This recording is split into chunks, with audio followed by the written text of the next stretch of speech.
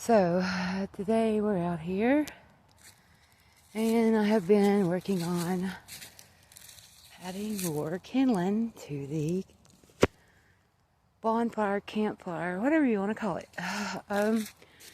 We found big sticks, we put them over here, and I was walking along, guys, and everything, is pretty much woods, but I found something. Yeah, it's hidden in there, but guys, what do you think? Should I investigate? It's kind of spooky. Let me know.